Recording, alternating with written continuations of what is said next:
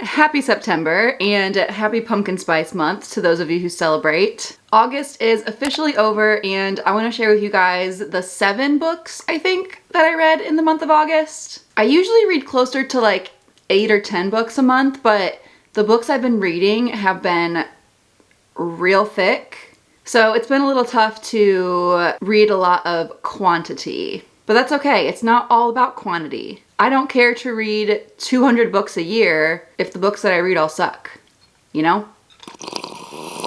We've got our iced pumpkin latte in hand. We've got our Goodreads pulled up. Let's talk about books. So I told you guys in the July recap that I was reading the Harbinger series by Jennifer L. Armentrout. I actually listened to them on graphic audio, but I read the first 2 in July and then I finished book 3, the final in the series, at the beginning of the month. I did give this one 4 stars. The other ones I ranked pretty low. I think I did like 3 stars for books 1 and 2, but book 3 was a lot better. It was still very young adult, kind of childish almost. Not that I'm like the most mature woman ever, but it did feel a little bit too childish for me. It's weird though because like the language that's used like by the main character, she says a lot of weird things that I would have said when I was like 14. But there's also like some like adult content like murder, violence. So it's a little confusing. It's this girl who talks like she's a child, but has no problem unaliving people. Not my favorite, but we got through it. For whatever reason, the last 2 months, I have been mostly reading Jennifer L. Armentrout. I don't know anything about this author besides the books that she writes. And I was reading From Blood and Ash, and I finished all the ones in that series. And the graphic audio also has come out, so I'm listening to that as well. And since I finished those, I'm now reading the Flesh and Fire series, which is the prequel to the Blood and Ash series. So Poppy is the main character in the Blood and Ash series, and the Flesh and Fire prequels are about her parents, who are primals, which are like a level above being gods. There's a lot of world building involved that honestly I don't fully understand, even though I've read like 8 books by now in this world. But the first book in the series is A Shadow in the Ember. This one I gave 4 stars, kind of teetering on 4.5. I can't tell if I actually liked these a lot more or if I just had a better understanding of what was going on, being like all submersed in the world of it, you know? Because when I read From Blood and Ash, which is like the really popular one on TikTok, it was okay, but I think I was just really confused. I am a fantasy girly. More so I'd say I'm a romantasy girly, but it takes me a minute to like really grasp what's going on sometimes. I don't know why that is, but I'm wondering if I had a better understanding of this one because I've read so many books in this world so far. Anyway, after I finished the first book, I moved on to A Light in the Flame. This one got 5 stars from me. I thought this one was so good. Niktos, who is the male main character, I'm probably pronouncing wrong. Let's move on. He is one of my favorite book boyfriends of all time. I think I actually like him better than Castile, who is the male main character in the Blood and Ash series. These books though are real thick. Like A Light in the Flame has over 600 pages. So it's taken me a while to get through them, about a week for that one. But after I read that one, I moved on to A Flesh and the Fire, which is book number 3. That one is just as long, if not a little bit longer. And this one I also gave 5 stars. I was reading some of the comments on Goodreads and some people said that they felt like this one dragged on. And I will admit, there were some scenes that felt repetitive and I did kind of like skim through those, but the story just like had me gagged. I was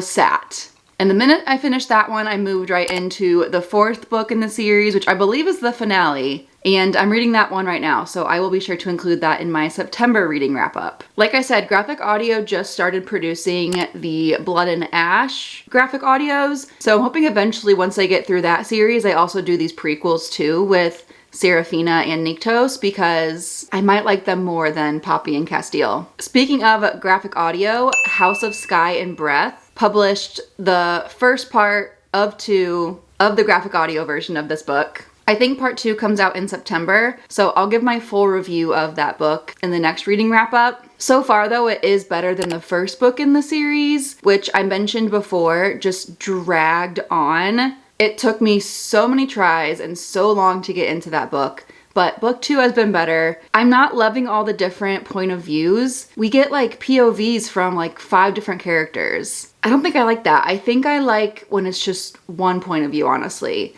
Sometimes 2, if it's like male and female main character back and forth, I can deal with that, but I think I like it most when it is just the one character. Because then you like really get to know them, you know? My final graphic audio listen for the month of August was The Awakening, which is the first book in the Zodiac Academy. I had really high hopes for this. I've seen it hyped up so much on BookTok. I could not wait to listen to this. The first thing I noticed that I was kind of just like shaken by was that the voice actor for the twins is the same voice actor who plays Violet in the Fourth Wing graphic audios. So all I could think of the whole time and like picture was Violet Sorrengail. But that's on me. I mean, of course they're gonna repurpose their voice actors. More importantly though, this was a bully romance, which I didn't really know about that. Didn't know that was really even a genre. I don't like it. Like, I like banter and the 2 love interests kind of like picking on each other a little bit. But this was like straight up like bullying and like assault. Not for me. I've heard it gets better. You know, you have to like read the whole series to get the full understanding of who's who and the why behind their actions, but like, Big fan of consent, which there was not a lot of in this book, if any. It was basically just the 2 girls, the twins, being mentally, physically, sexually abused the entire book. And also they each had more than one love interest, and I could not keep straight who was who. There's like multiple heirs to the throne, and like different ones have like these relationships with the twins, and also they have like other girlfriends. So confusing. I'm hoping it gets better as the series goes on. I will keep trying. If it doesn't get better than 2 stars though, I might have to ditch this one. That was a bummer. I was really upset about that one. Like I said, I heard so many good things, and when it ended up being a load of caca, I was pretty sad about it. All right, my final book in the month of August was Daydream by Hannah Grace. This is the same author who wrote Icebreaker and also Wildfire. That was book 2. You guys might recall that I have a lot of strong feelings about Icebreaker. I didn't like it. I just felt like there was so much and yet so little happening in this book. The plot just wasn't plotting for me in this one.